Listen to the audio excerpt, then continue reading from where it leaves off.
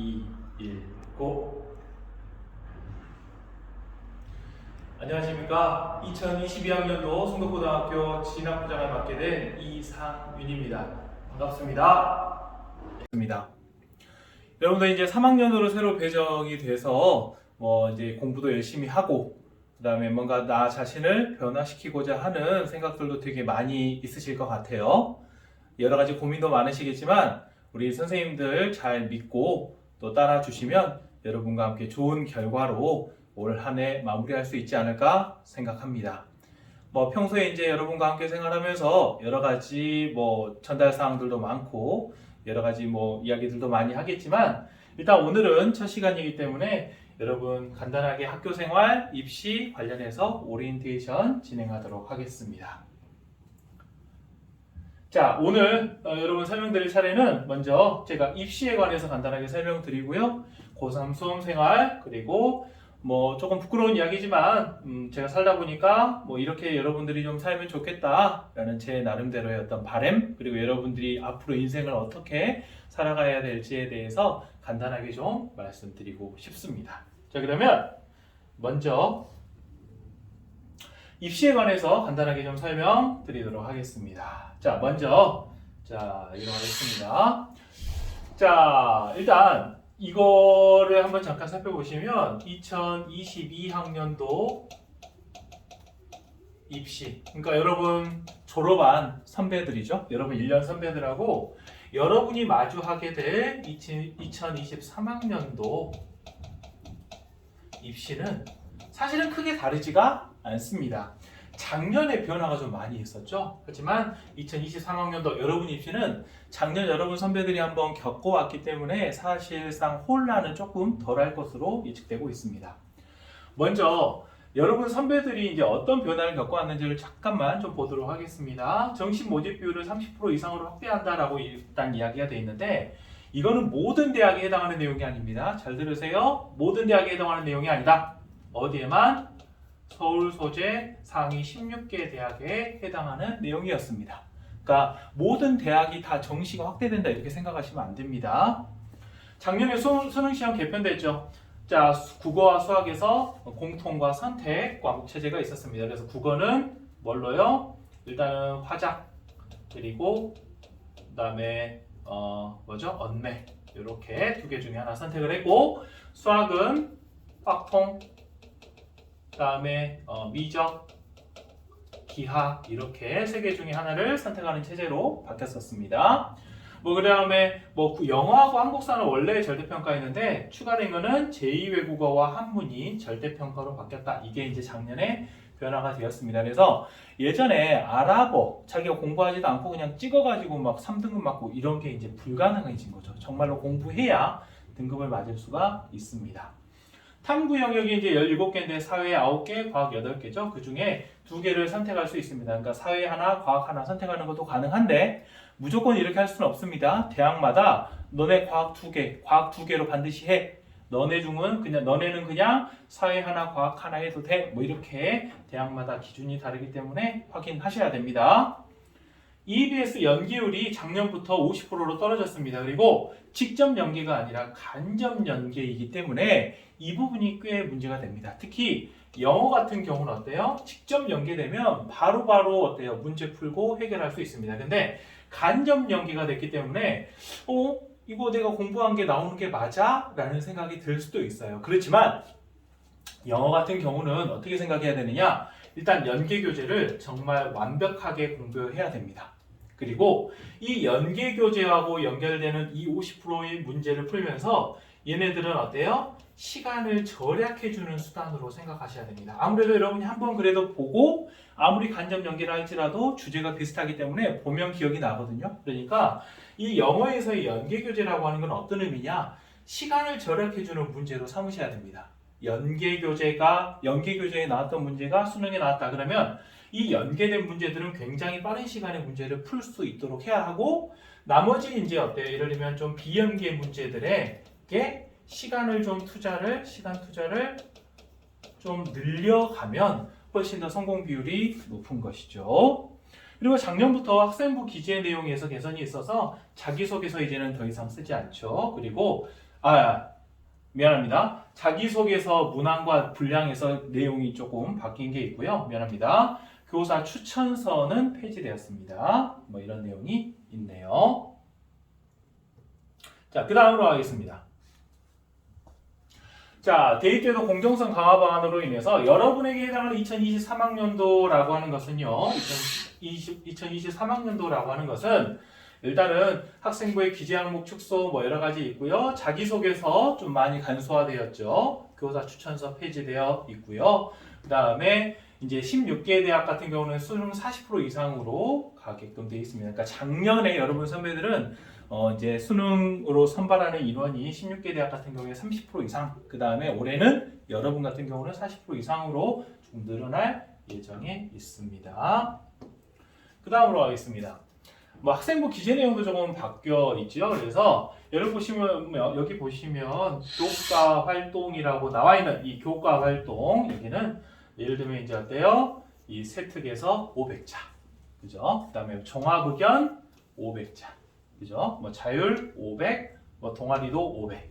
봉사활동 기재하지 않죠? 그다음에 진로가 700자입니다. 그러니까 진로가 700자이기 때문에 여러분 진로 활동 관련해서 뭘 해야 되냐? 독서 관련 분야에 관한 독서 진행하셔야 됩니다.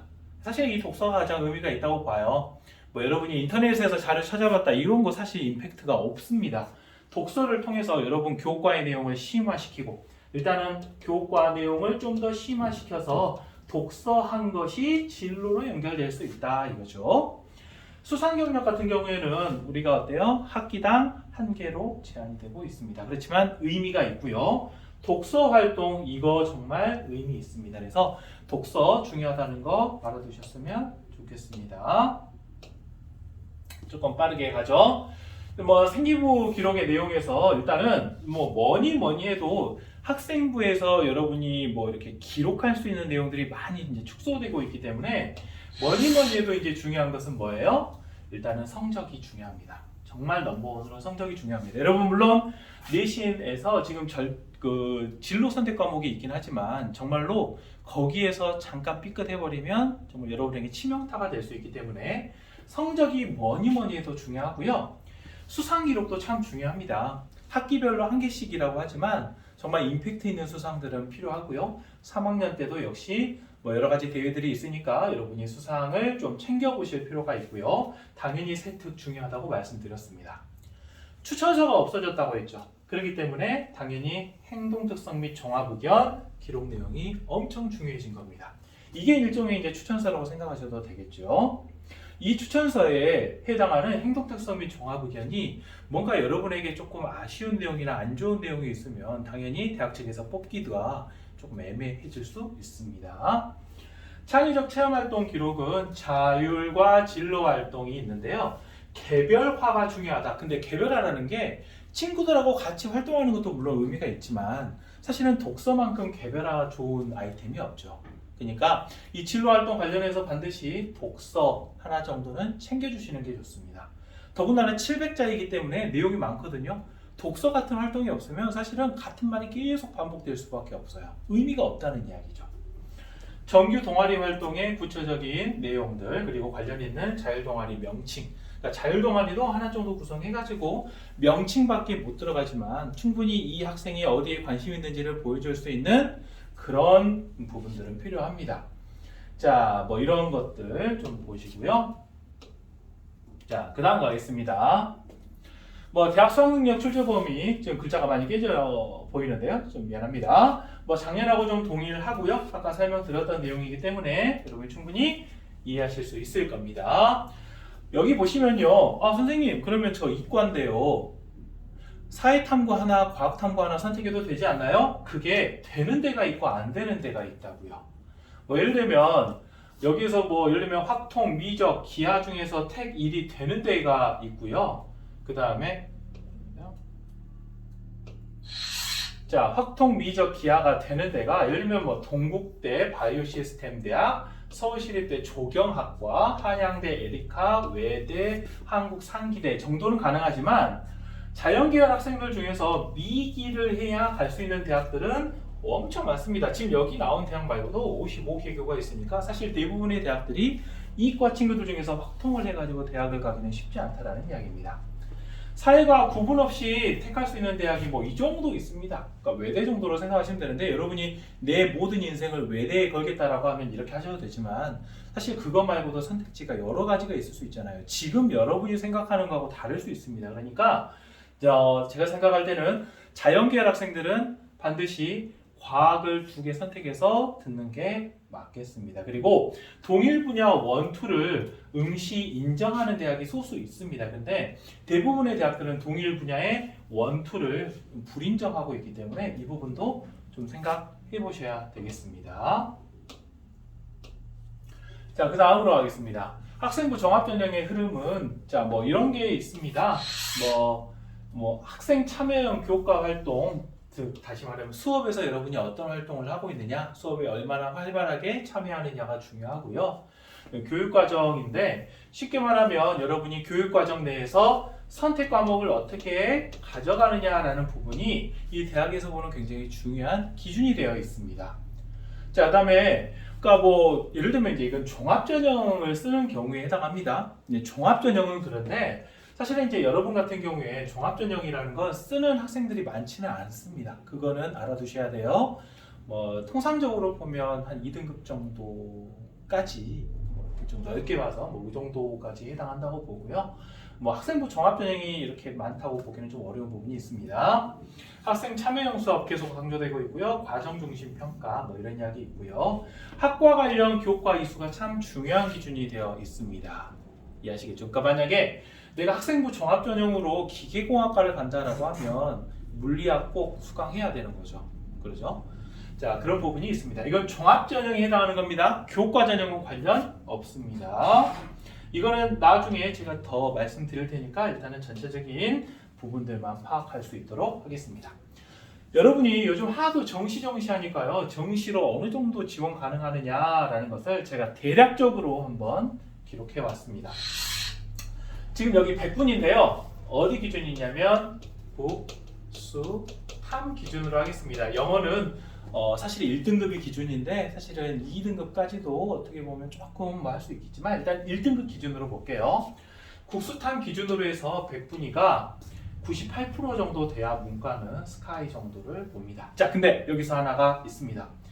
여러분이 말하는 대학의 서열이라는 게 서울대가 다 끝나고 그 다음에 연세대가 나오고 그 다음에 고려대가 나오고 이런 체제가 아니라는 거예요. 어떻게 되는 거죠?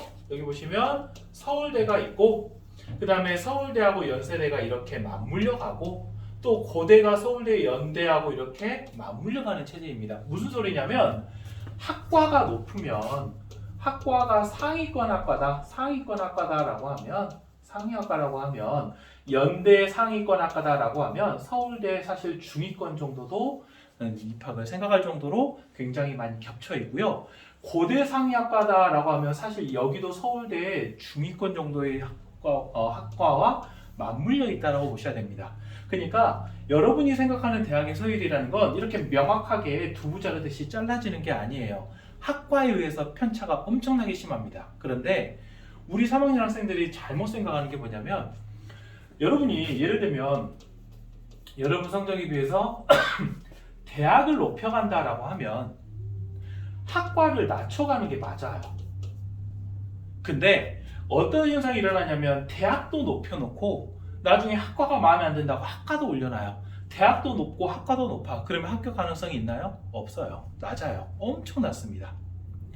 사실 수시에서 여러분이 학과 조정만 되면 수시에서 특히 학과 조정만 되면 굉장히 합격에 유리한 상황들이 펼쳐질 수 있습니다. 그러니까 정시로 사실은 그 학과 가기 쉽지 않거든요.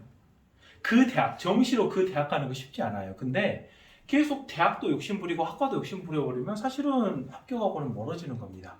그러니까 학과에 욕심을 부릴 거면 대학을 낮추셔야 되고 대학을 높여서 가고 싶다라고 하면 학과를 낮춰가는 거죠. 근데 이제 일반적인 흐름으로 봤을 때는 인문계열 학생들은 조금 대학의 욕심을 부리는 게 뭐 괜찮은 선택이다라고 저는 생각합니다. 학과보다도 문과는 대학을 중심으로 선택해도 나쁘지 않다라는 생각입니다. 스카이 뭐 98 정도, 서성한이 뭐 95, 교대 뭐 93. 근데 이제 조금 더 낮아도 요즘은 가능하긴 합니다만 중경외시 90은 조금 낮지만 뭐 91%, 2% 정도까지, 건동홍수, 그다음에 인서울 하려면 한 77% 정도까지 보시면 될 겁니다. 다음 자연계열로 한번 가겠습니다. 자연계열에서 정시를 어느 정도의 선에서 대학을 가느냐 한번 보면 의대 98% 이상입니다. 그죠? 의대. 스카이 95% 나오고 있습니다. 서성한 93%. 여기는 의대 아니에요. 여기는 일반적인 어떤 공대나 어떤 자연대 계열들을 말하는 겁니다. 이화여대 이렇게, 중경외시 이렇게, 건동홍숭 이렇게, 그죠? 그다음에 인서울 이렇게 나오는데 사실은 이제 우리 자연계열 학생들이 지금 어때요? 문과 쪽으로 많이 이렇게 이렇게 또 지원하고 있습니다. 그래서 그 비율들이 지금 굉장히 높아져 가고 있는 상황이거든요. 우리 문과 친구들은 그래서 사실은 문과 안에서의 경쟁이라고 생각하시면 절대 안 됩니다. 이과 아이들이 문과로 많이 넘어가고 있습니다. 그러니까 사실은 조금 더 긴장하고 공부하셔야 되겠죠. 자, 그다음 가겠습니다. 여러분들 이제 뭐 기본 개념이지만 전체적으로 좀 대입 전형의 주요 종류에 대해서 한번 알려드리도록 하겠습니다. 이거 조금 뺄게요. 자, 이렇게 빼고, 자, 여기 보시면 일단은 수시 전형에서는 크게 교과, 학생부 종합, 그리고 논술 전형 요 세 가지로 나뉩니다. 물론 예체능 학생들이 좀 있겠지만 좀 미안합니다만 그 전형은 조금 소수의 전형이라 나중에 따로 설명드릴게요. 메이저한 전형은 교과, 종합, 논술이다 이렇게 보시면 됩니다. 자, 교과 일반이 있고 근데 작년에 신설된 전형입니다. 교과 전형 중에서도 학교장 추천 전형이라고 있습니다. 서울에 있는 이 대학들은 반드시 학교장 추천을 받아 교과 전형으로 뽑게 되어 있습니다. 자, 한번 간단하게 볼게요. 일반 교과 전형은요, 예를 들면 전남대, 조선대, 뭐 광주대, 호남대, 동신대 등 이런 대학들 학생부 교과 일반 전형으로 많이 뽑고 있죠. 학생부 교과 전형 중에서도 학교장 추천 전형은 반드시 학교장 추천을 받아야 합니다. 이것은 우리가 이제 여름에 여러분에게 학교장 추천 받을 사람 해서 조사를 하고 그 조사를 통해서 학교장 추천 전형 진행하게 되는데요. 고려대, 연세대, 서강대, 성대, 한양대, 이화여대, 서울교대, 중앙경희 이렇게 해서 엄청나게 많은 대학들이 학교장 추천 전형으로 학생부 교과 전형을 이용하여 선발하고 있습니다.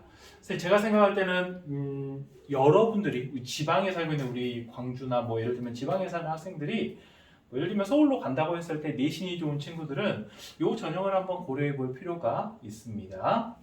학생부 종합전형이 있죠. 종합전형도 종합 일반이 있고 학교장 추천받는 전형이 있습니다. 그래서 학생부 종합전형 일반은 뭐 수도권 대학이라든지 아니면 뭐 어때요? 전남대도 있고 조선대도 있습니다. 이런 거 있고요. 학교장 추천을 반드시 받아야 되는 학생부 종합전형은 여러분 서울대학교 지역균형전형, 가톨릭대, 의예, 약대, 간호대, 서울교대, 경인교대, 카이스트, 지스트, 디지스트 이 정도가 있습니다. 그러니까 많지는 않죠. 그래서 사실 현실적으로 우리 학교 학생들이 주로 생각해야 하는 수시 전형은 지금 학생부 교과 일반과 학생부 교과 학교장 추천 전형 그리고 학생부 종합 전형 일반 뭐 이 정도 많이 생각하고 있고요.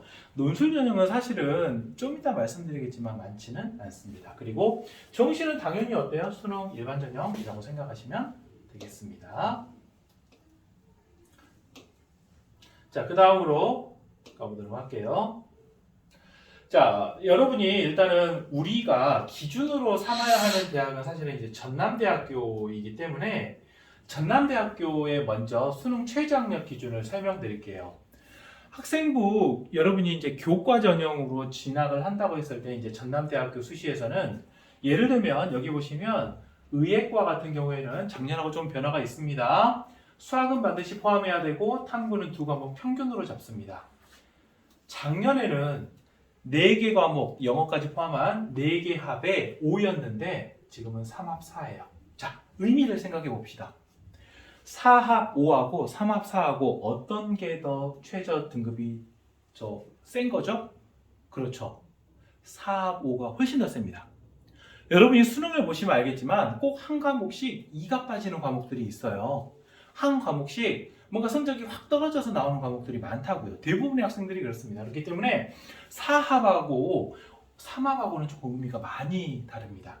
어떻게 보면 이거는 최저학력 기준이 약간 약화되었다라고 보실 수 있는 부분입니다. 자, 그러면 이게 의미하는 게 뭐냐? 수능 최저가 조금 약화되었다 이 말은 내신이 더 강화될 수 있다는 이야기죠. 자, 그런데 학생부 교과 일반 전형은 4고요. 지역인재 전형이 있습니다. 이거는 3합 5예요. 그죠? 그다음에 뭐 사회자 전형, 농어촌 전형이라든지 이런 부분은 좀 빼고요. 지금 여기 학생부 종합 전형도 지금 의치약에서 이렇게 뽑고 있는데 이 부분도 지역인재하고 기준은 동일합니다. 치의학과를 간다라고 하면 3합 5입니다. 그리고 지역인재로 쓰신다면 3합 6입니다. 수시는요 6개까지 지원이 가능하고 전형이 다르면 지원이 가능하기 때문에 예를 들면 선생님 저는 이거 교과도 하나 쓰고 지역인재도 하나 쓰고 종합도 하나 쓸래요? 예, 3개 쓰는 거 가능합니다. 가능하죠?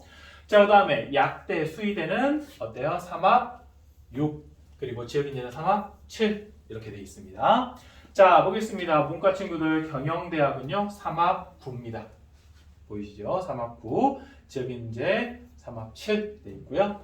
3합 10 돼 있고요. 그 다음에 간호대 그리고 자율전공학부 그리고 여기 보시면 공대, 사범대 그리고 이렇게 해가지고 여기 같은 경우는 이제 간호대부터는 2합으로 되어 있습니다.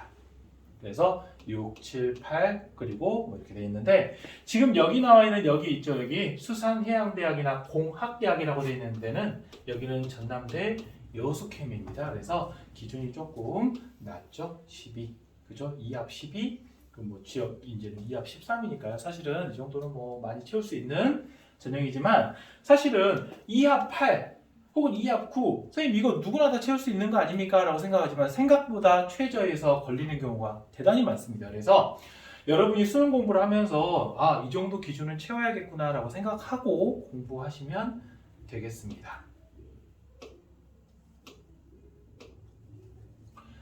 자, 세 번째로 한번 가볼게요. 학령 인구 잠깐만 좀 이야기 드리겠습니다. 큰 틀을 좀 살펴보시라는 이야기인데 여러분은 지금 고3이니까 2023학년도 여러분은 출생을 2004년에 했죠? 자, 대입 정원 보니까 우리 4년제 대학 34만 9,124명 그리고 전문대 19만 1,965명 포함해서 총 54만 명이 대입 정원입니다. 뭐 아까 이야기했듯이 여기 그대로 내려와 있죠? 4년제 정원은 이렇게 돼 있죠? 근데 학생 수가 지금 어떻게 돼 있나요? 44만 7,233명입니다. 그러니까 사실은 전문대까지 포함하면 여러분 대학은 다 잘 갈 수 있어요. 대학은 갈 수 있어요. 근데 문제는 뭐냐면 어떤 대학을 가느냐가 문제죠. 어떤 대학을 가느냐. 이게 지금 문제가 되어 있습니다. 학생 수 기준으로 봤을 때 여러분 작년 선배들은 이 정도 됐어요. 2년 선배들, 여러분이 1학년 때 3학년이었던 이 선배들은 사실은 이제 굉장히 좀 인원이 좀 적었죠. 작년에 인원이 조금 늘었고요. 그 다음에 올해 들면서 여러분 조금 감소한 상황이 있습니다. 그리고 여러분 1년 후배들 있죠. 고1이라고 이렇게 써놨는데 조금 잘못 썼네요. 고2죠. 지금 이제 올라오는 고2들. 이 친구들은 지금 이제 사실은 인원이 한 34,000명이 또 확 줄어버리기 때문에 얘네들은 또 되게 좋은 기회가 있는 거고요. 그러다가 이제 중3은 다시 늘어나고요. 왜 이제 재미있는 현상이지만 2026년 그러니까 2007년 출생 황금돼지띠들은 또 인원이 많이 늘어났습니다. 그래서 여러분의 어떤 입시적인 상황으로 봤을 때 여러분 4,890명 중 게 여러분 전체적인 대입 상황에서 엄청난 변화는 아니기 때문에 여러분은 뭐 작년과 좀 비슷하게 생각해 주시면 될 것 같고 그런 의미에서 작년 담임 선생님들이 지금 굉장히 많이 남아서 또 올해도 지도해 주시거든요. 작년 선생님들의 노하우, 경험 이런 것들 좀 많이 여러분들이 이렇게 도움이 되실 거예요. 그러니까 선생님 말씀을 좀 잘 들어주셨으면 좋겠습니다. 다음으로 가겠습니다. 대입 전형 주요 특징 보면 학령 인구 조금 감소한 부분 말씀드렸고요. 그 다음에 미안합니다. 학령 인구가 좀 줄어들었고 학종 조금 증가했고요. 교과 많이 증가했고요. 수능 위주 모집 감소했습니다. 전체적으로 봤을 때는 줄어든 거죠. 수도권의 정시 모집 인원은 증가했습니다. 그렇죠? 비수도권은 수시 모집 인원이 증가합니다. 사회배려자나 지역균형, 아까 이야기 드렸죠. 학교장 추천받아서 교과형으로 진학하는 유형 모집 인원이 증가하고 있으니까요. 내신 성적 관리 잘 하셔야 되고, 그다음에 수능 최저 등급 통과할 수 있도록 수능 공부 같이 하셔야 됩니다. 내신이나 수능 둘 중에 하나에만 올인하는 경우는 정말로 위험한 발상입니다. 경험상 말씀드립니다. 제가 지금 3학년 담임만 지금 12년째인데 여러분 어느 한 가지에만 올인한다는 건 정말로 위험한 발상입니다. 여러분이 한 가지에만 올인해도 된다라고 판단되는 경우는 오히려 선생님이 먼저 말씀해 주실 거예요. 넌 하나에만 올인해도 된다고. 그렇지만 제가 볼 때 여러분 대부분은 교과와 수능 모두 두 개 다 잡고 가셔야 됩니다. 논술 실시대학 규모는 거의 비슷합니다. 그리고 홍대, 세종이나 서경대가 논술이 새로 신설되었습니다. 수도권 16개 대학 정시 40% 이상 모집되게 되겠고요. 그 해당하는 대학은 예를 들면 서울대, 연세대, 고려대, 서강대, 성균관대, 한양, 중앙, 경희, 외대, 시립, 건국, 동국, 숙명, 숭실, 광운, 서울여대 되겠습니다. 수도권은 교과 10.5% 정도 되고요. 종합이 28.7%, 논술 5.6%, 수능이 45.62% 정도 되겠습니다. 근데 수도권 이외의 대학들은 교과 18.8%, 종합 6.9%, 수능 35.8% 되겠습니다. 조금 더 가보죠. 여기 이제 간단하게 좀 살펴보시면 우리가 이제 권역별 수시 정시 모집이 있는데 여기 보시면 먼저 우리는 수시 모집이 좀 메인이기 때문에 이렇게 보시면 2023학년도 수도권은 어때요? 수시 모집 64.7%, 정시는 35.3%. 비수도권으로 가보시면 수시가 86.1%, 정시가 13.9% 되는 거죠. 그러니까 뭐 정시 모집 40%라는 이야기를 어설프게 이해하시면 안 됩니다. 예를 들면 이제 서울권에 있는 대학들은 정시 모집이 늘어났지만 여전히 뭐 전남대학교를 비롯해서 대부분의 대학들은 수시 모집이 메인이다라고 생각하시는 게 맞겠습니다. 그래서 이 부분 좀 이해해 주시고요. 자, 그 다음으로 가겠습니다. 뭐 4년제 수시 모집 경쟁률 상위학과인데요. 여기에 관해서 제가 간단하게 말씀드릴게요. 작년에 언론에도 나왔습니다. 경쟁률 탑 1은 성대, 논술 전형, 약학과 5명 모집인데 3,332명이 지원하여 경쟁률은 666.4대 1입니다. 이거 여러분 원서 쓰면 합격할 수 있겠어요? 사실 가능성이 굉장히 낮죠. 근데 가만히 한번 보세요. 수시 모집 경쟁률 상위학과라고 봤더니 논술 여기 실기 전형 하나 있네요. 논술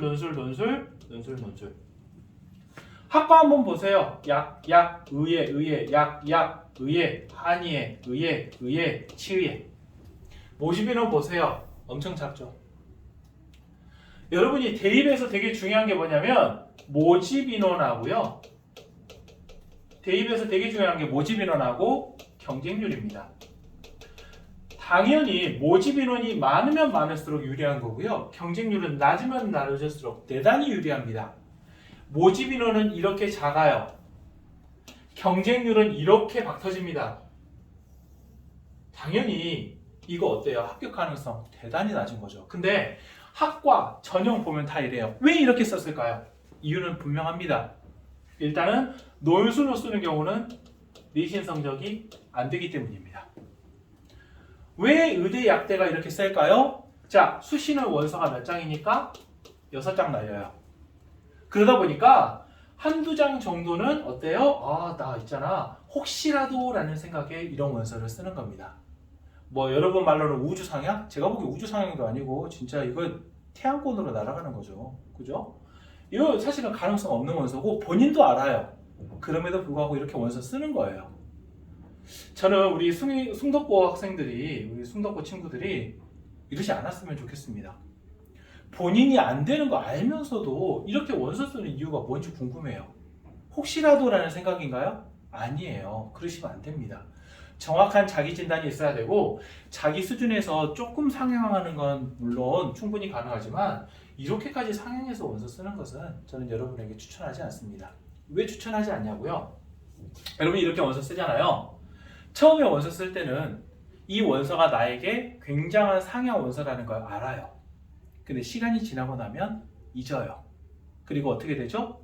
이 학과, 이 전형이 내가 갈 수도 있었는데 아쉽게 떨어졌다라는 희한한 거짓말을 하기 시작합니다. 그래서 이렇게 상향 원서를 쓰는 경우에는요, 원서를 썼다라는 것 자체에서 만족하지 않고 이게 자기의 현실이었던 것처럼 오해하는 경우가 많습니다. 자기 진단이 안 된다고요.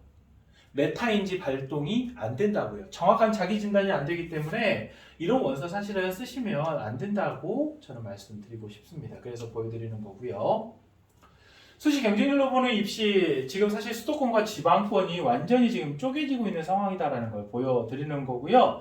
이 경쟁률 자체가 물론 작년에 뭐 사람이 늘었으니까 좀 경쟁률이 상향됐지만 수도권 대학의 경쟁률이 상향된 거에 비하면 지방권 대학의 경쟁률은 그닥 많이 상향되지 않았다라는 것도 좀 보여드립니다. 이거 잠깐만 보여드릴게요. 지금 제가 말씀드리는 이 추문율이라는 건 어떤 의미냐면 추합됐다는 이야기예요. 추합. 근데 보시면 교과 전형에서는 서울도 113%니까요. 이게 사실 1.5배인 거죠. 그죠? 그다음에 141%, 152%막 이렇게 해가지고 우리 광주 전남 같은 경우에도 138%가 교과로 돌았습니다. 그다음에 종합 같은 경우에는 보시면 물론 교과보다 조금 적기는 해요. 그렇지만 뭐 서울권에도 이렇게 되고 뭐 인천 경기 뭐 이렇게 되고 뭐 그렇습니다. 이게 무슨 의미냐면 좋은 생기부 그리고 좋은 자소서 이런 것들은 사실은 A 대학이 보든 B 대학이 보든 똑같아요. 그러니까 종합전형이라든지 이런 것들은 사실은 이 대학에도 붙고 이 대학도 붙고 C 대학도 붙고 다 붙는 거예요. 그러니까 얘네가 골라서 가는 거죠. 그러니까 여기는 등록을 안 했다라고 하면 추합이 계속 되는 겁니다. 교과도 마찬가지죠. 내가 1.0이다 라고 해가지고 A, B, C, D 대학 다 붙었어요. 그러면 어때? 이 중에서 하나만 골라서 가는 거기 때문에 예를 들면 1점 어때요? 뭐 0.5다. 이 친구는 처음에는 B 대학이 안 됐어도 나중에는 취업돼서 B 대학으로 가는 거죠. 그러니까 교과하고 학생부 종합은 그만큼 충원이 많이 되지만 여기 한번 봐보세요. 논술 전형 26%, 57.2% 이러면 됩니다. 논술 전형은 취업이 잘 안 돼요. 제가 일례로 2년 전에 경희대학교 공대를 썼던 친구가 사실 예비 2번 받았습니다. 근데 그 친구가 정말로 예비 2번이니까 될 줄 알았는데 사실 저도 될 줄 알았어요. 그런데 예비 1번까지만 빠졌습니다. 정말입니다. 딱 한 명 빠져나왔다고요. 논술은 무조건 안 된다라는 이야기를 하는 거 아니에요. 한 반에 한 명씩 정말로 열심히 하는 친구들 중에서 논술로 대학 가는 경우가 있습니다. 리신이 좀 안 되는데 논술로 대학 가는 경우가 있지만 정말로 많지는 않은 경우고요. 논술로 대학을 가려면 자연계열 같은 경우는 정말 어때요? 수학을 열심히 해야 됩니다. 기본 개념부터 해서 그게 꼭 필요하다라는 점 강조드립니다. 자, 그 다음으로 가겠습니다.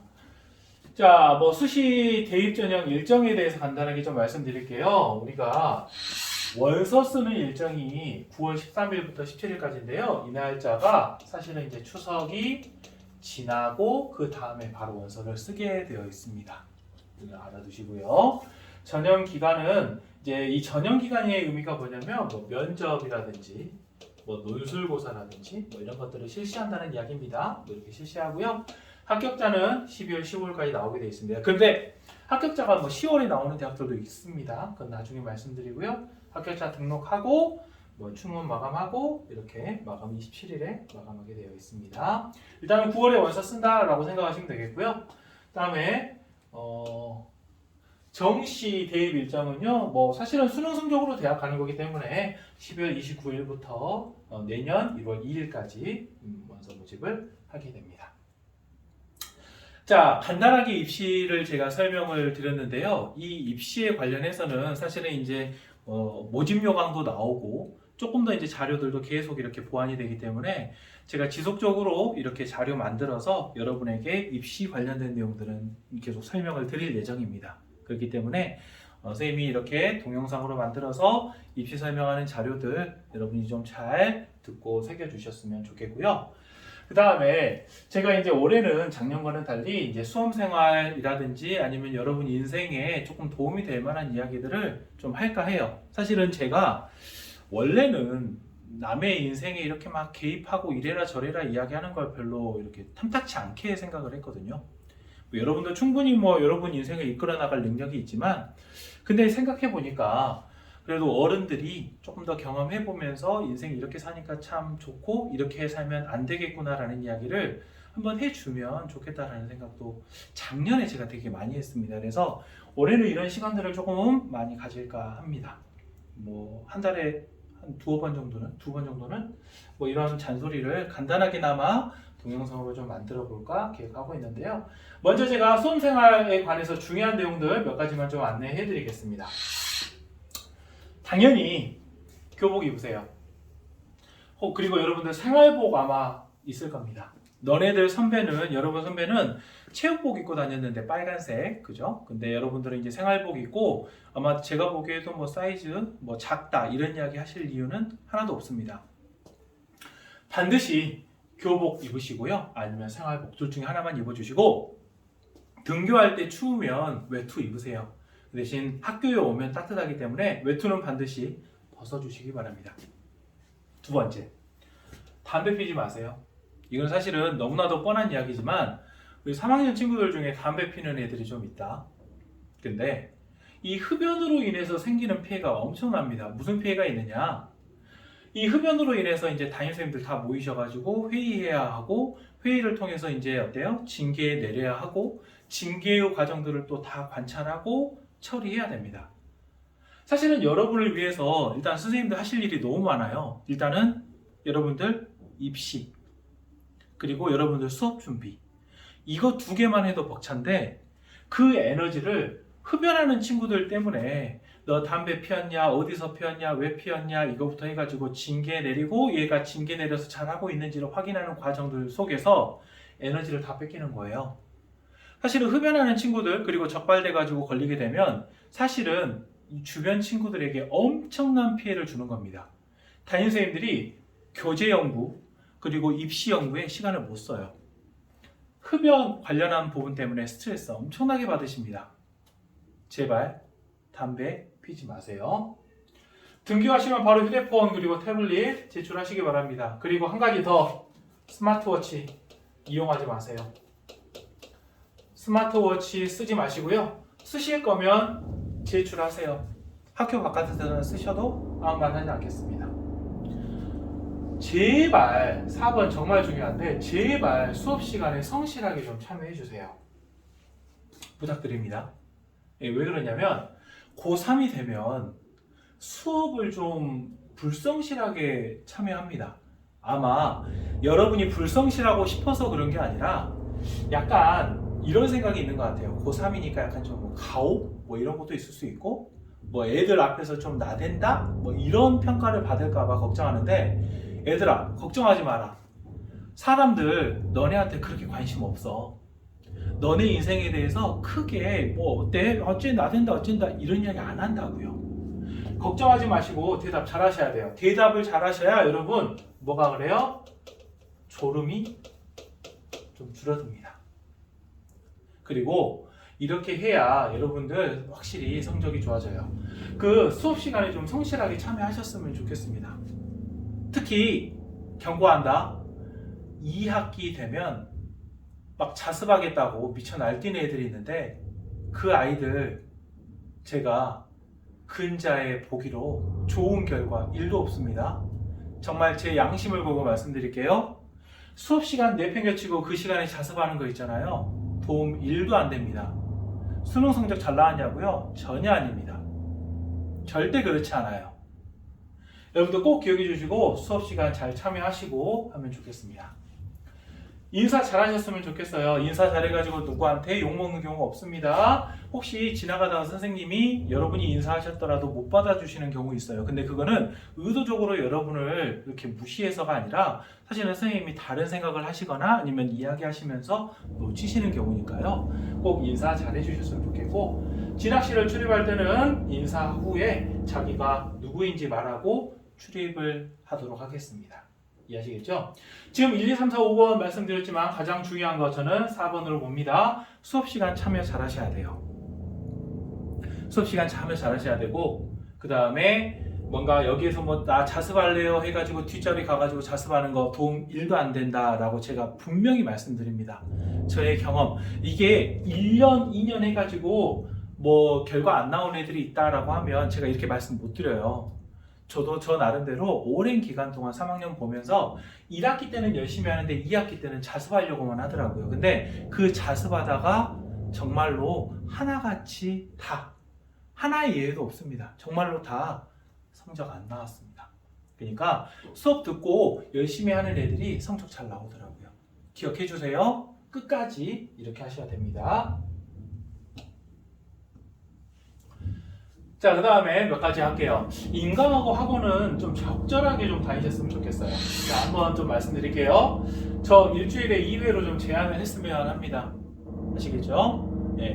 그리고 이건 무슨 이야기냐면, 제가 수업 시간에도 좀 이야기를 했습니다만, 우리 학교 아이들이 사실은 저 다른 학교하고 비교해보면 인강과 학원을 좀 많이 다니는 편이긴 합니다.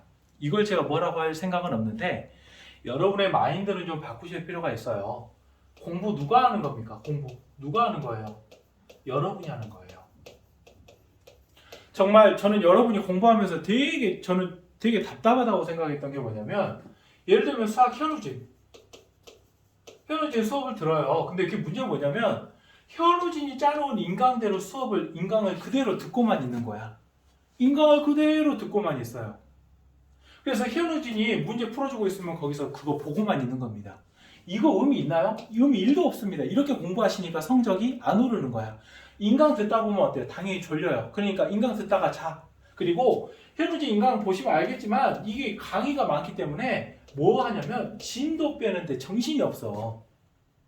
본인이 펜 한 번 안 잡고 현우진을 처음부터 끝까지 완강하겠다는 생각으로 계속 팔짱 끼고 그거 듣는다고요. 근데 그게 여러분 실력에 도움 1도 안 돼요. 왜요? 현우진이 풀어주지만 사실은 여러분이 푸는 게 아니잖아요. 공부는 누가 하는 거야? 너네가 하는 거야. 주체적으로 해야 된다고요. 저는요, 학원하고 인강 가가지고 거기서 이렇게 수업 듣는 거 이거 여러분 공부 아니라고요. 어떻게 하셔야 돼요? 여러분이 여러분만의 어때요? 스케줄을 여러분이 스스로 짜셔야 돼요. 내가 이 공부 이렇게 해야 되겠다. 스케줄 짜서 공부하시고 부족한 부분이 있으면 현우진 인강을 찾아서 듣든 학원에서 그 부분 질문해가지고 채워 넣든 해야 되는 거지. 이 학원 스케줄이라든지 인강 스케줄에 맞춰서 여러분을 던져버리면 안 된다고요. 여러분이 스스로 펜 잡고 공부하시고 거기에서 필요한 부분들을 부족한 부분들을 채워서 넣는 게 그게 적절한 공부 방법이라고요. 너무 올드하다고 생각하실 수도 있는데 사실은 여러분 수능은요 옛날이나 지금이나 바뀐 게 거의 없습니다. 1994학년도 그러니까 1993년에 시작된 시험인데 그때나 지금이나 크게 다르지 않다고요. 근데 옛날 여러분 선배들은 되게 성적이 좋았어요. 근데 여러분 사실 전체적으로 성적이 좋지는 않습니다. 이유가 뭐예요? 공부 방법이 달라요. 옛날 여러분 선배들은 정말 자습, 학교 수업 열심히 듣고 방과 후 듣고 그 다음에 야자 시간에 어때요? 정말 미친 듯이 공부하는 겁니다. 그러다가 궁금한 점 있으면 뭐 한두 번 정도 학원 가고 또 인강 필요한 거 있으면 잠깐씩 듣는 거지. 지금 복도에 줄줄이 서가지고 하루 종일 인강만 듣는 거 이거 안 한다고요. 근데 지금 여러분 보시면 광주 시내 학교에서도 트렌드가 좀 나뉘어요. 좀 우리 학교가 좀 많은 편입니다. 인강학원 수강자가 너무 많은 편이에요. 공부 사실은 여러분이 하셔야 되는 거고요. 선생님 학교에서 환경이 좀 안 좋아요. 제가 보기에는 그거 말도 안 되는 소리입니다. 환경 좋다고 공부 잘하는 경우 절대 없습니다. 물론 스터디 카페 가고 독서실 가면 환경은 좋겠죠. 그렇지만 좀 이따 말씀드리겠지만 공부는 학교에서 하시는 겁니다. 그건 좀 이따 말씀드릴게요. 주말 활용 잘 하셔야 됩니다. 특히 3월부터는 토요일 자습 시작하는데 몇 시부터? 8시 반부터 6시까지 하거든요. 이거 하셔야 돼요. 이거 안 하면 어떻게 되느냐? 토요일날 12시에 일어납니다. 토요일날 12시에 일어난다는 이야기는 무슨 이야기예요? 그 전날 3시, 4시까지 게임하고 논다는 이야기입니다. 다음날 특히 여러분들 주말 활용을 어떻게 하느냐가 정말로 갭을 확 늘리게 됩니다. 토요일 자습을 필참해야 여러분이 금요일에 들뜨지 않고 좀 차분하게 정상적인 루틴을 유지할 수 있습니다. 고3 생활은 루틴 유지가 정말 중요합니다. 공부 방법과 효율성을 고민하는 순간 나태해집니다. 여러분 중에서 몸 컨디션이 좋고 효율 좋은 상태에서 공부하는 경우는 거의 없어요. 항상 피곤하고 항상 공부하기 싫은 상태가 디폴트입니다. 이게 정상 상태, 정상은 아니고 이게 보통의 상황이라고요. 우리가 공부 방법을 자꾸 고민할 필요가 없습니다. 여러분 공부 방법 다 알고 있어요. 더 효율적인 방법 고민하지 않으셔도 됩니다. 그냥 하시면 돼요. 이거 고민하는 순간 어떻게 돼요? 내가 피곤하니까 좀 자고 하면 효율성이 좋아 이렇게 생각하면 공부 안 하게 돼요. 지금 여러분한테 중요한 건 효율성이 중요한 게 아니에요. 뭐가 중요해요? 공부의 양이 중요해요. 양. 여러분에게는 절대적으로 양이 중요합니다. 왜 양이 중요하냐고요? 고등학교 공부의 대부분은 암기에서 비롯되기 때문입니다. 고등학교 공부의 대부분은 암기입니다. 선생님 수학은 암기 아니잖아요. 아니에요. 수학도 암기입니다. 예를 들어서 여러분이 천재적인 수학적 능력을 가지고 있다면 암기가 많이 필요하지 않을 수도 있습니다. 그렇지만 우리는 천재가 아니에요. 천재가 아닌 이상은 이 수학도 가만히 보면 이 천재들이 만들어 놓은 예쁜 해결책들을 여러분이 어느 정도는 자주 보고 익숙해지는 과정을 통해서 암기하는 과정이 있으면 도움이 됩니다. 저도 사실은 고등학교 때 물론 문과지만 수학 중에 어려운 것들은 해법을 암기했던 경우가 있는데 이게 사실은 나중에 시간이 지나니까 이상하게 이해되는 경우가 좀 있더라고요. 물론 끝까지 이해 안 됐던 것도 좀 있습니다. 그렇지만 해법 같은 것들 중에서 내가 좀 이해가 안 된다라고 하면 사실 암기를 통해서 나중에 이해가 되는 경우도 많이 있으니까요. 암기를 어려워하지 마세요. 암기가 공부의 기본입니다. 그리고 여러분은 학습 양이 중요합니다. 어느 정도 양이 좀 충족이 돼야 효율성도 도모할 수 있는 거지 양도 안 되는 사람이 효율성만 가지고 이야기할 수는 없거든요. 여러분은 효율성 고민하지 마세요. 공부의 양을 고민하시면 좋겠습니다. 그리고 마지막으로 여러분 스스로가 좀 좋은 사람이 되셨으면 좋겠어요. 좀 양보도 할 줄 알고 뭐 욕도 좀 하지 마시고요. 너무 입에 그냥 쉽게 욕이 붙어 있어요. 무슨 이야기만 하면 그냥 복도에서도 크게 욕하고 이런 게 그냥 정상인 것처럼 보이는데 여러분 스스로가 정말로 좋은 사람이 되지 않으면 주위에 좋은 사람이 있을 수가 없죠. 우리 3학년 학생들 모두가 좀 좋은 사람이 되고 서로에게 좋은 사람이 되었으면 좋겠고 상향평준화가 좀 되었으면 좋겠어요. 여러분 스스로가 안 좋은 사람인데 누가 좋은 사람이 주변에 있을 수 있겠어요? 그렇게 하기 어렵잖아요. 그러니까 여러분 스스로가 먼저 좋은 사람이 되려고 열심히 생활하는 사람이 되려고 노력해 줬으면 좋겠습니다. 특히 욕은 정말 쓰면 안 됩니다. 이거 평소의 습관이잖아요. 욕 안 썼으면 좋겠습니다. 자, 이제 뭘 이야기할 거냐면 자, 고3 지도하면서 좀 느꼈던 점들 이야기할게요. 아까 이야기했던 거지만 여러분 공부 모여서 하는 거예요. 학교가 가진 엄청난 장점입니다. 여러분 한번 생각해 보세요. 공부하기에 가장 좋은 환경은 집입니다.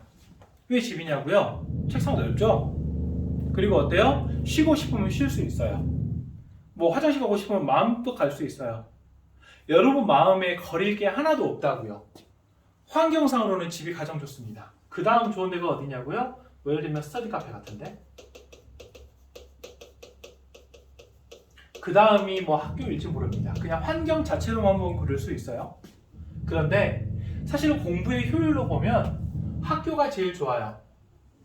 스터디 카페 그 다음이고요. 집입니다. 여러분 집에서 공부 잘 되는가요? 안 되죠. 그건 잘 아실 겁니다. 스터디 카페 가가지고 공부하려고 하는데 사실은 거기 보면 다들 뭐 끼고 있어요? 귀에? 뭐 이렇게 이어폰 끼고 있잖아요. 음악 듣는 건가요? 음악 들으면서 공부하는 거 이거 사실은 음악 듣는 거지 공부하는 거 아니잖아요. 이 스터디 카페하고 집은 외로워요. 이게 무슨 소리냐고요? 제가 생각하는 공부는 원래 그 공부 자체는 외로운 과정입니다. 왜냐하면 공부라고 하는 건 낯선 것들을 만나는 과정이니까요. 공부하면서 여러분 어때요? 맨날 알고 있는 1 더하기 1, 200문제 풀면 뭐합니까? 의미 없잖아요. 여러분이 몰랐던 걸 만나야 하기 때문에 자체가 뭔가 생소한 걸 만나는 과정은 되게 외로운 과정이라고요. 근데 그렇게 외로운 과정인데 집 어때요? 여러분이 그냥 둔 넣어버리기 너무 쉬운 환경이죠. 포기하기 쉬운 환경이라고요. 스터디 카페 어때요? 물론 주위 사람들 공부하고 있지만 사실은 여기도 자유가 크고요. 두 번째로는 나하고 똑같은 공부를 하는 사람이 많지 않죠. 대부분 뭐 공무원 공부 아니면 뭐라 할까요? 뭐 대학생들 중에서 뭐 공부하는 뭐 형아들 아니면 뭐 언니들 있잖아요. 그렇기 때문에 여러분과 동질적인 집단이 아닌 겁니다. 그러니까 사실은 공부하는 사람이 주변에 있지만 이 사람들은 여러분이 공부하는 과정에서 만나게 되는 외로움을 달랠 수 있는 사람이 아니라는 이야기예요. 공부는 되게 어렵습니다. 정말로 공부 많이 하고 열심히 하는 애들한테 한번 물어보세요. 공부하다가 외로움이 느껴진다는 이야기 합니다. 아직 그 외로움을 못 느꼈다? 이건 아직 여러분이 공부를 열심히 안 했다는 이야기입니다. 학교는 어때요? 제가 정말 학교가 도움이 된다는 건 여러분하고 동질적인 집단들이 많기 때문입니다. 비슷한 공부, 국어, 영어, 수학, 그리고 탐구 공부하는 친구들이 여기에 계속 있기 때문에 여러분 어때요? 당연히 동질적인 집단이 있기 때문에 공부가 주는 외로움이 덜한 거죠. 그리고 학교에서 뭐 친구들하고 같이 공부하다 보면 어려운 문제도 쉽게 풀 수 있고 질문도 할 수 있고 뭐 그렇잖아요. 그리고 학교에서 공부하면 아무래도 나태해지기 쉬운 여러분 자신을 가다듬을 수 있습니다. 여러분의 정신력 믿지 마세요. 여러분의 자유의지 믿으시면 안 됩니다. 그거 믿는 순간 나태해져요. 시스템을 믿으셔야 됩니다. 아무리 졸리고 피곤해도 학교에서 남아있겠다라는 생각을 하시면 돼요. 희한하게 학교를 벗어나는 아이들이 자주 아프고 이상하게 어때요? 공부 안 합니다. 솔직하게 말씀드릴게요. 그리고 고3이 솔직히 말해서 4시 반에 학교 나간다는 게 저는 이해가 되지 않습니다. 이게 우리 학교가 너무 심한데 4시 반에 사실 고3이 1, 2학년 학생들하고 같이 학교를 나서가지고 이게 햇빛 쨍쨍 쬐을 때 그때 학교를 나간다는 게 사실 말이 됩니까? 10시에 열심히 공부하고 그 열심히 공부한 거 가지고 여러분이 어때요? 집에 뿌듯한 마음으로 가야죠. 공부는 여러분이 하는 거라고 이야기했습니다. 필요하면 학원은 일주일에 2번만 다니세요. 토요일 날도 학교에서 공부하셔야 됩니다. 피곤하니까 자고 싶어서 집에 간다. 이거 말 안 되는 소리라고요. 버티세요. 버티시면 결국 나중에는 성과가 있습니다. 주체적인 공부하라고 다시 한번 말씀드립니다. 학원이나 인강이 주인공이 아닙니다. 너네들 유행 따르는 공부야. 이 유행 따르는 공부는 반드시 필패합니다. 여러분이 주인공이고 여러분이 시험 봐야 하고 여러분 손으로 풀어야 하는 문제이기 때문에 여러분이 공부하시고 필요한 부분을 학원이나 인강을 통해서 보충하는 체제로 가셔야 합니다. 여러분 인생을 바꿀 수 있는 사실상 마지막 기회예요. 여러분이 이 시기 지나고 나면 누가 이렇게 잔소리 하지도 않아요. 마지막으로 그래도 잔소리 듣고 여러분 인생을 바꿀 수 있는 기회, 그리고 여러분 스스로가 여러분 인생을 바꾸고 싶다라는 의지가 있으면 정말로 한번 꼭 따르셔야 됩니다. 이거 한번 꼭 말씀드리고 싶어요. 우리 여러분들의 목표 그리고 우리 선생님들의 목표 동일해요. 근데 여러분들은 선생님들을 뭔가 어떻게 적군이라고 하긴 그렇지만 여러분의 목표하고 선생님의 목표가 뭔가 다른 듯이 이야기를 하고 행동을 합니다. 사실 여러분 그리고 여러분의 목표를 위해서 정말로 사실은 여러분이 대학을 잘 간다고 해가지고 선생님이 돈을 더 받나요? 아니잖아요. 선생님의 명예가 엄청나게 커지는 것도 아니잖아요. 사실은 여러분 대학 잘 가고 여러분이 열심히 생활하는 것 자체가 선생님들한테는 기쁨이라고요. 여러분의 목표가 사실은 선생님의 목표이고 어떻게 보면 어때요? 굉장히 순수한 목표잖아요. 그러니까 사실 여러분이 선생님 말을 안 듣는 게 저는 사실 이해가 안 됩니다. 여러분의 성공이 선생님의 성공이라고요. 다른 사람들 예를 들면 돈을 받고 하는 사람들은 사실은 목표가 약간 다를 수도 있어요. 근데 여러분이 성공한다고 해서 선생님이 돈을 더 벌진 않거든요. 그냥 정말로 여러분이 대학을 잘 가면 정말 너무 잘 됐다 축하한다 이렇게 말씀해 주시고 마음속에 뿌듯함 이거 하나로 만족하시는 분들이라고요. 근데 왜 여러분이 선생님이 이렇게 충고하고 이야기하고 이렇게 끌어주려고 하면 그 말을 안 듣는지 잘 이해가 안 됩니다. 사실 여러분 인생을 위해서 가장 부모님 다음으로 헌신적인 분이 선생님이시라고요. 선생님들이 하는 이야기를 좀 잘 들어주셨으면 좋겠어요. 이런 스토리가 되게 많습니다. 1학기에 정시파를 선언해요. 그래서 학교를 뛰쳐나갑니다. 4시 반부터 제 나름대로 공부할 계획이 있습니다. 선생님 6월 모평에서 제가 보여드릴게요. 기대해주세요 라고 해가지고 정시파 선언하고 뛰쳐나갑니다.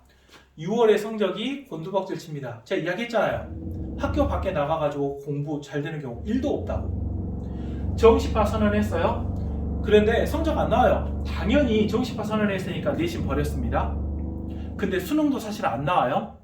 이 친구가 2학기가 되면 갑자기 수시를 쓰겠다고 해요. 우주상향 지원을 합니다. 어딜 쓰겠어요? 논술전형 쓸 거라고요.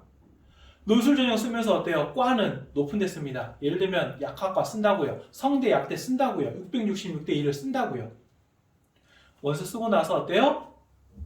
공부 소홀히 합니다. 우주상향 원서 쓰고 공부 소홀히 하고 수능 끝나고 나서 뭐예요? 재수 선언합니다. 여러분 재수를 너무 쉽게 생각하시는데요. 재수는 여러분뿐만 아니라 여러분 부모님에게도 엄청난 희생이 동반됩니다. 여러분 인생에서는 일단은 1년이 늦어지는 거죠. 물론 재수에서 성공한다는 보장만 있으면 재수해야 돼요. 그런데 재수가 쉽지 않습니다. 한 가지 더 말씀드리자면 부모님 입장에서는 어떤 희생이 있을까요? 물론 재수하면서 고생하는 아들, 딸을 보는 그런 부분도 희생이겠지만 여러분 재수하면서 한 달에 얼마 드는지 아세요? 학원 수강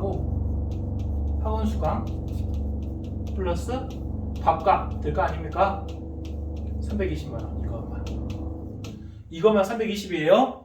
여러분 여기에다가 어때요? 필요한 책도 좀 사서 봐야 되겠죠? 뭐 여러분 용돈도 조금 필요할 거 아닙니까? 제가 생각할 땐 한 달에 400입니다. 한 달에 400만 원씩 쓴다고요. 수험 생활을 3월부터 11월까지 해가지고 대략 8달로 계산하면 어때요? 4팔은 3,200입니다. 사실은 여러 가지 또 뭐 필요할 수 있고 이렇게 비용을 생각해 보면 적어도 여러분이 재수하게 되면 1년 비용 4천만 원 이상입니다.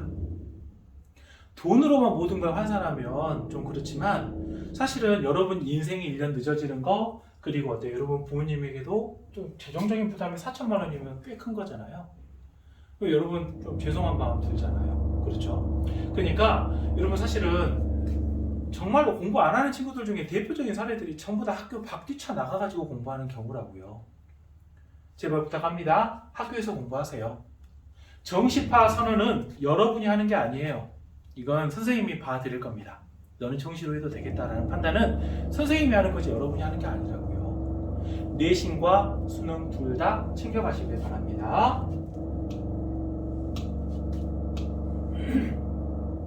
자, 살다 보니 느낀 점 제가 좀 잔소리 조금 하려고요. 자, 어떤 것들이 있냐면 여러분 인생에서 좀 손해보시면서 살면 오히려 도움이 되는 경우가 많습니다.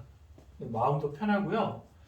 저 뭐라고 할까요? 좀 사실은 뭐 마음이 편한 게 되게 중요하잖아요. 그죠?